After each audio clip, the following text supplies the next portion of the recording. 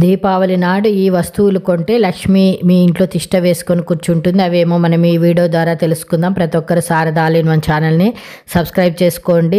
హిందువులు జరుపుకునే పండుగలలో దీపావళి ఒకటి. ప్రతి సంవత్సరం దీపావళికి ప్రత్యేక ప్రాముఖ్యత ఉంది. ఈ రోజున కొన్ని వస్తువులను కొనుగోలు చేయడం వలన కూడా లక్ష్మీదేవి యొక్క అనుగ్రహం లభిస్తుంది. దీపావళి రోజు లక్ష్మీదేవి గణేశుడి విగ్రహాలను ఇంటికి తీసుకురావడం వల్ల లక్ష్మీదేవి యొక్క ఆశీస్సులు లభిస్తాయి. దీపావళి నాడు ఏమి కొనాలంటే మత విశ్వాసం ప్రకారము చీపురు సంపద దేవత అయినటువంటి లక్ష్మీదేవితో ముడిపడి ఉంది. ఎందుకంటే లక్ష్మీదేవి శుభప్రదమైనటువంటి ప్రదేశాల్లో నివసిస్తుంది. కాబట్టి దీపావళి రోజున చీపురు కొనడం చాలా శుభప్రదము. చీపురుని ఇంటికి తీసుకురావడం వల్ల శాంతి, ఆనందము, అలాగే సానుకూల శక్తి లభిస్తుంది. కనుక ఈ దీపావళి రోజున ప్రతి ఒక్కరూ చీపురు కొనడం మర్చిపోవద్దు.